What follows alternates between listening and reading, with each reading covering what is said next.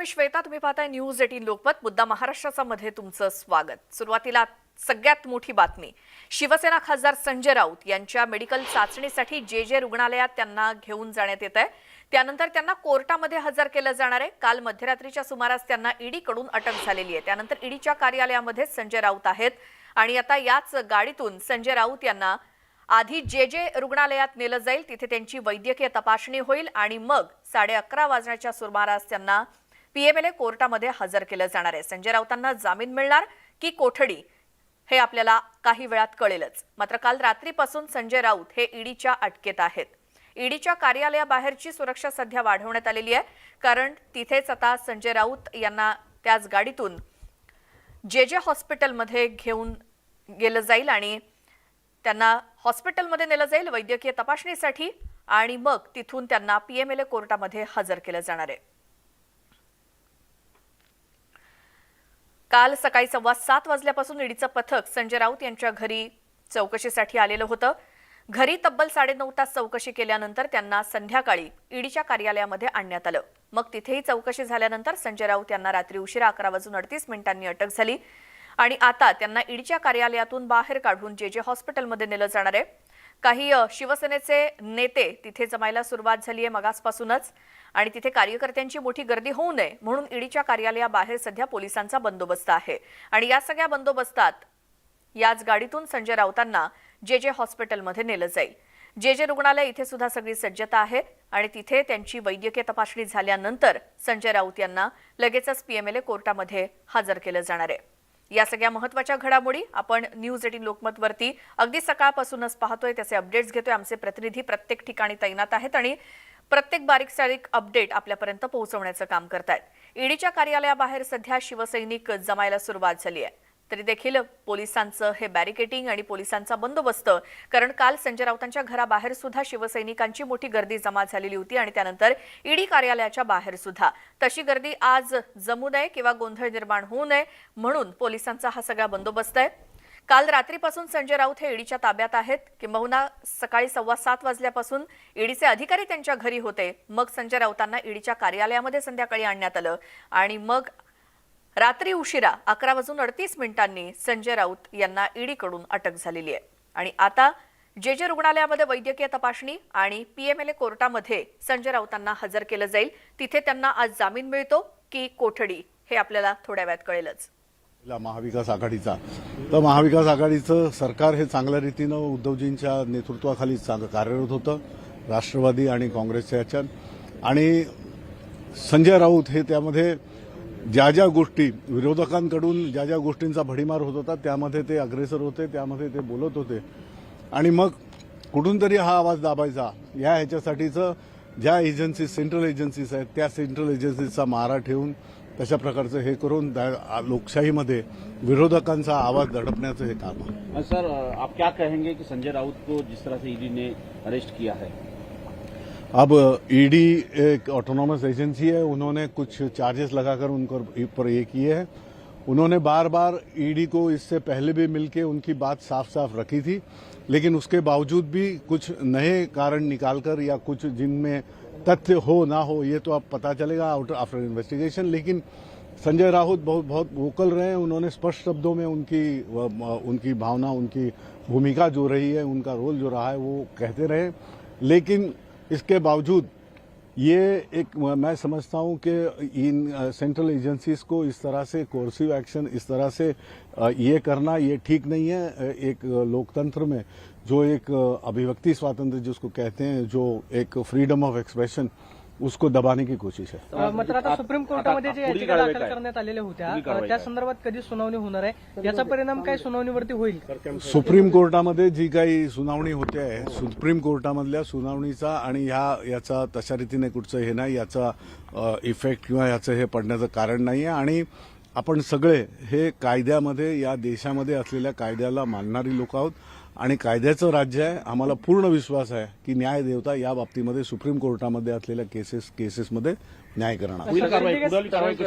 पुढील आता आम्ही सदनामध्ये जी काय आमच्या पार्लमेंटरियन म्हणून आम्ही एक खासदार म्हणून सांसद म्हणून जे काय आम्हाला अवेलेबल आहे त्याप्रमाणे आम्ही हे करतोय.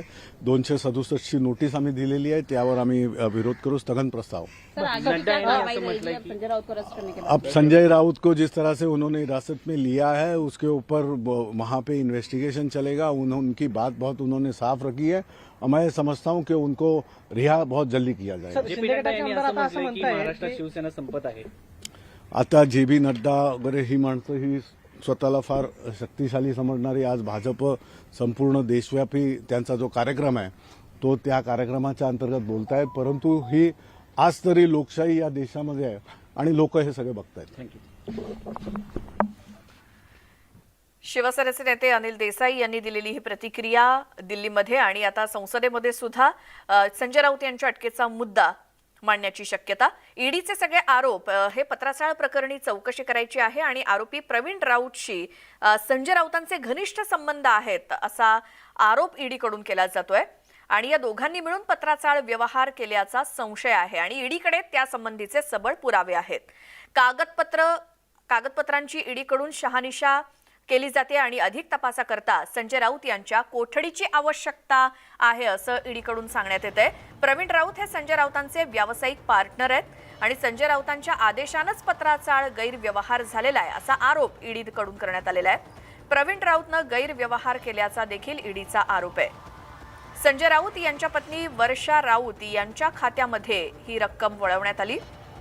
राऊतांच्या घरामध्ये 11,50,000ची रोकड सुद्धा ईडीनं जप्त केलेली आहे. संजय राऊतांकडून या रकमेबाबत योग्य तो खुलासा झालेला नाही असं ईडीकडून सांगण्यात आलंय. आणखी 2 आर्थिक गैरव्यवहार आणि या गैरव्यवहारांची सुद्धा ईडीला चौकशी करायची आहे, तपास करायचा आहे. बेनामी कंपन्यांमार्फत परदेशामध्ये सुद्धा व्यवहार झाल्याचा आरोप ईडीचा आहे. हा घोटाळा 1 ते 3 हजार कोटी रुपयांचा असण्याची शक्यता ईडीनं वर्तवली आहे. संजय राऊत यांच्या अटकेचा मुद्दा हा संसदेत देखील शिवसेनेतर्फे मांडला जाणार आहे. शिवसेनेच्या खासदार प्रियांका चतुर्वेदी यांनी हाच मुद्दा राज्यसभेत मांडण्यासाठी नोटीस दिली आहे.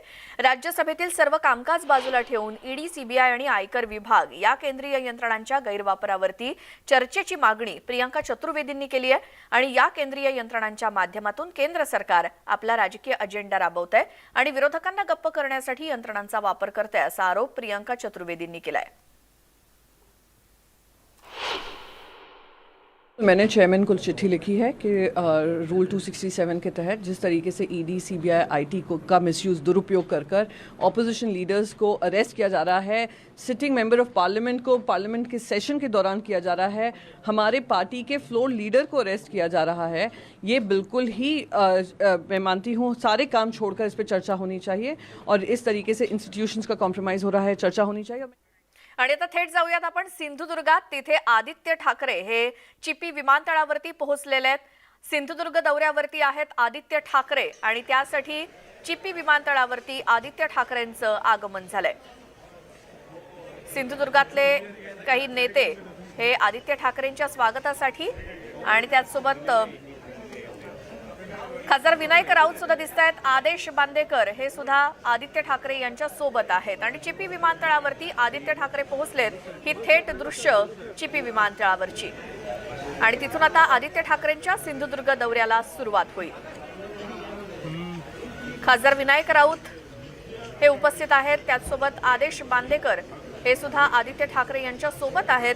चिपी विमानतळावरती शिवसेना नेते आदित्य ठाकरे यांचं आगमन झालंय आणि आदित्य ठाकरे यांची निष्ठा यात्रा सध्या सुरू आहे राज्यभर आणि याच निष्ठा यात्रेदरम्यान सध्या ते सिंधुदुर्ग दौऱ्यावरती आज आलेले आहेत आणि सिंधुदुर्गातील शिवसैनिकांनी आणि शिवसेनेच्या नेत्यांनी चिपी विमानतळावरती आदित्य ठाकरेंचं स्वागत केलंय.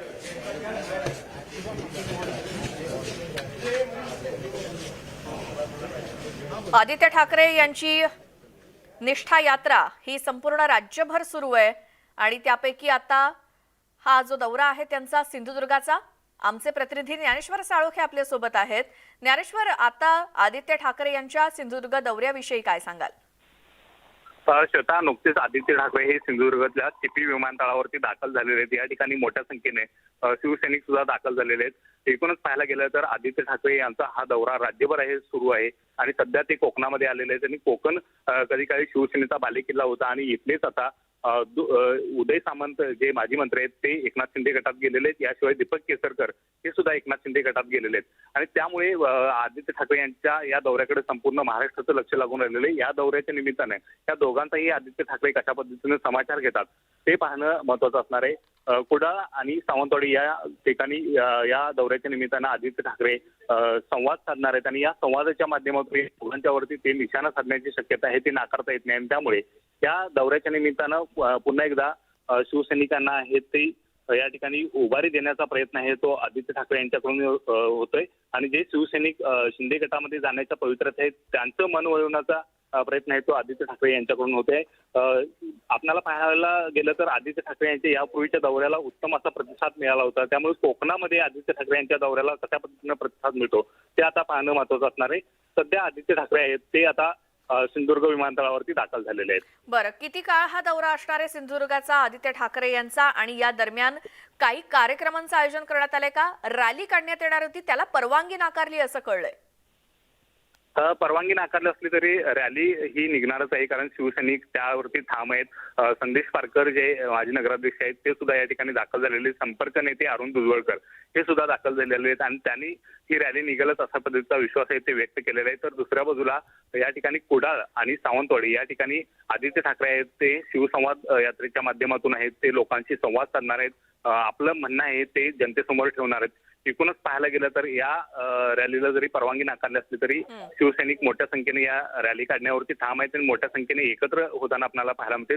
दुपारपर्यंत ते कोकणात असणार आहेत आणि त्यानंतर सायंकाळी आंबोली मार्गे ते कोल्हापूर जिल्ह्याच्या दौऱ्यावरती असणार आहेत आणि कोल्हापूर नंतर ते दुसऱ्या दिवशी आहेत ते पाटणला जाणार आहेत आणि कोल्हापूरमध्ये आज संध्याकाळी पोहोचल्यानंतर ते अंबाबाईचं दर्शन सुद्धा आहे ते घेणार आहेत. बरं ज्ञानेश्वर, धन्यवाद या सगळ्या माहितीसाठी. आज सिंधुदुर्ग दौऱ्यावरती आदित्य ठाकरे आणि त्यांचं नुकतंच चिपी विमानतळावरती स्वागत झालंय आणि आता त्यांच्या दौऱ्याला सुरुवात होईल.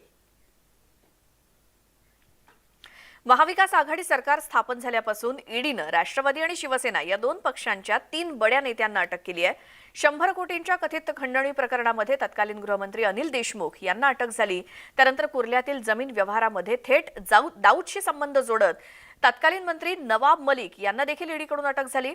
अनिल देशमुख आणि नवाब मलिक गेल्या काही महिन्यांपासून तुरुंगातच आहेत. त्यांना जामीन सुद्धा अजून मिळालेला नाही. अशातच आता शिवसेनेचा आवाज अशी ओळख असलेल्या संजय राऊतांना सुद्धा ईडीनं अटक केली आहे. त्यामुळे आता संजय राऊतांचा ईडी जेलमधला मुक्काम किती काळ असणार आहे हे पाहणं महत्वाचं आहे. महाविकास आघाडी सरकारच्या सत्ता स्थापनेनंतर सत्ताधारी आणि विरोधक भाजप यांच्यातला संघर्ष सुरू झालेला होता. एकमेकांवरती कुरघोड्या करण्याच्या या राजकारणामध्ये महाराष्ट्रातील अनेक नेते आणि कुटुंबातील सदस्यांवरती चौकशा सुरू आहेत. त्यावरती आपण एक नजर टाकतोय. अनिल परब हे शिवसेनेचे नेते हे रडारवरती आहेत. दापोलीमध्ये अनधिकृत रिसॉर्ट बांधल्याचा आरोप अनिल परब यांच्यावरती आहे. त्यांची देखील चौकशी सुरू आहे ईडीकडून. राज्यातले कोणते नेते हे ईडीच्या रडारवरती आहेत? प्रताप सरनाईक हे सुद्धा शिवसेनेचे नेते. आर्थिक गैरव्यवहार प्रकरणी त्यांची चौकशी सुरू आहे. डिसेंबर 2020 मध्ये घर आणि कार्यालयावरती ईडीकडून छापा पडलेला होता. प्रताप सरनाईक यांचे पुत्र विहंग सरनाईक यांची सुद्धा ईडीकडून चौकशी सुरू आहे.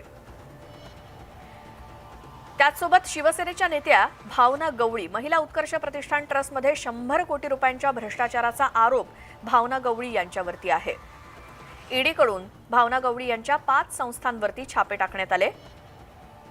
त्यांच्या काही स्वीय सहाय्यकांवरती सुद्धा कारवाई करण्यात आली आहे. नोव्हेंबर 2021 मध्ये गैरव्यवहार प्रकरणी आरोपपत्र दाखल करण्यात आले. निकटवर्तीय सईद खान यांची 3.5 कोटींची मालमत्ता देखील जप्त करण्यात आलेली आहे. भावना गवळी यांच्या 11 मे 2022 रोजी महिला उत्कर्ष प्रतिष्ठानशी संबंधितांविरोधात मनी लॉन्ड्रिंगचा गुन्हा दाखल झालाय.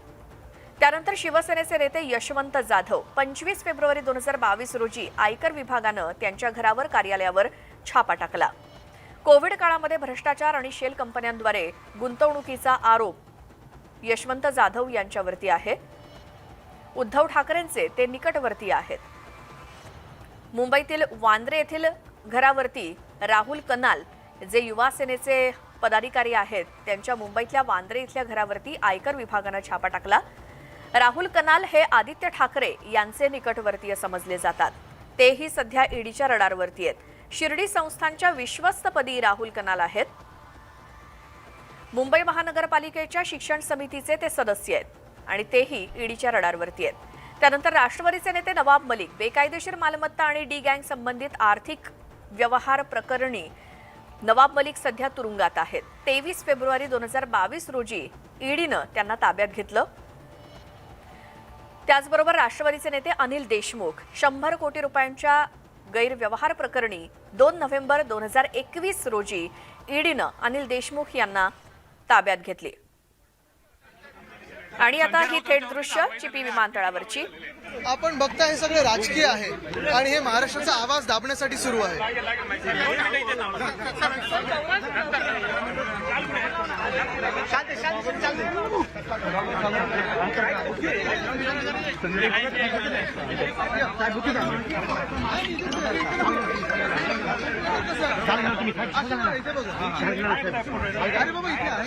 साहेब संजय राऊतांच्यावरती कारवाई झाली, त्या कारवाईबद्दल काय बोलणार?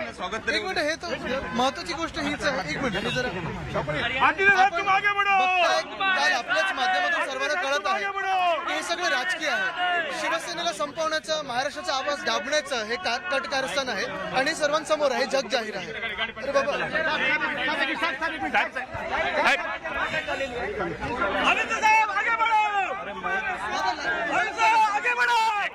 एकनाथ शिंदे आयोगा दौरा या नावानं आधी साहेब एक मिनिट थांब 2 मिनिटं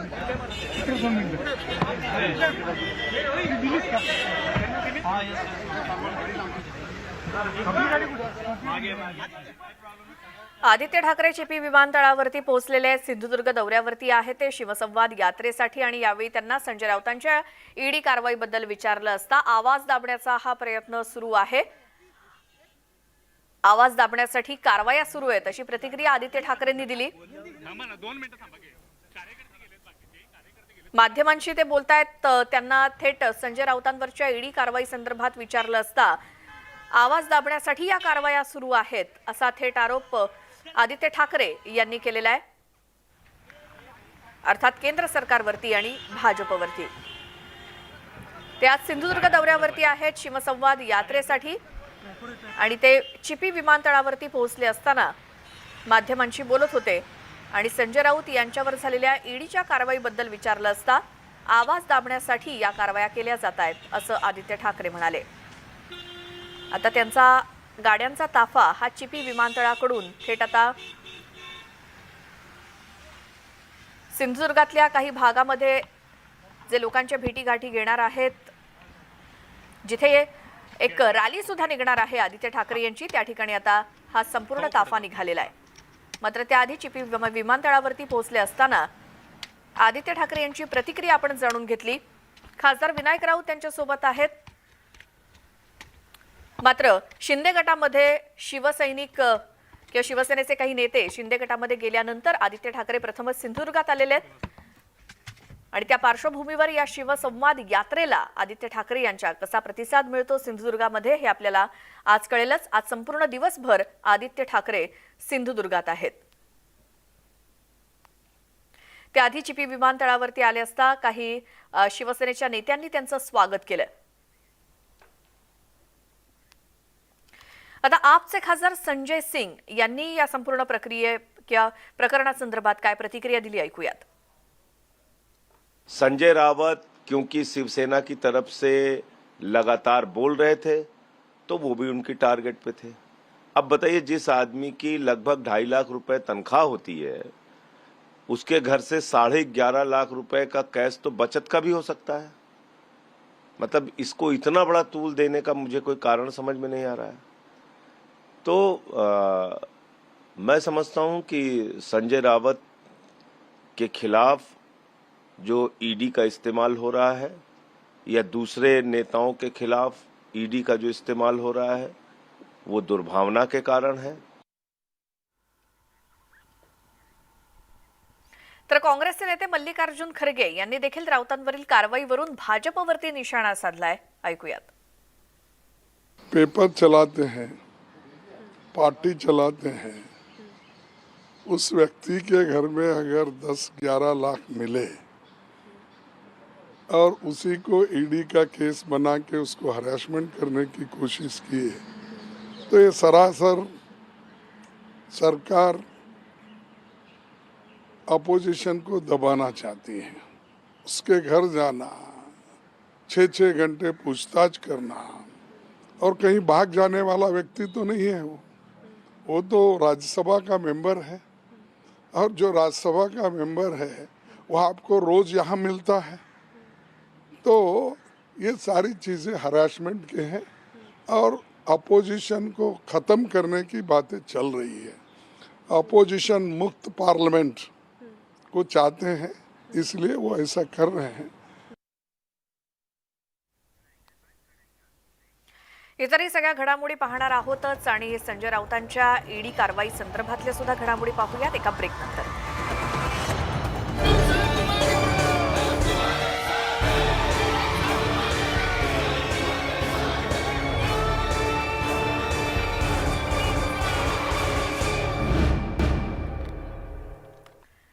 ब्रेक नंतर तुमचं स्वागत। अनेकांना जेलमध्ये टाकण्याची धमकी देणारे संजय राऊत आज स्वतः जेलमध्ये गेलेत अशी प्रतिक्रिया किरीट सोमय्या यांनी दिली। Mafia police commissioner Sanjay Pandey नंतर आता माफिया नेता संजय राऊत ईडीच्या ताब्यात। गोरेगाव पत्राचा 1200 कोटीचा घोटाळा,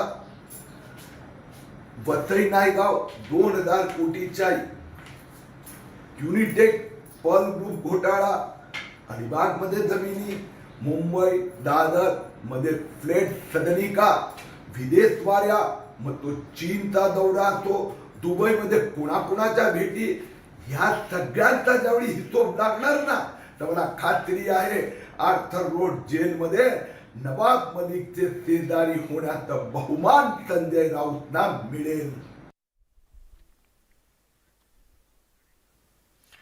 या सगळ्या घडामोडींचा आढावा आपण घेणार आहोतच न्यूज 18 लोकमतवरती। मात्र सध्या या बुलेटिनमध्ये आता आपण इथेच थांबतोय। नमस्कार।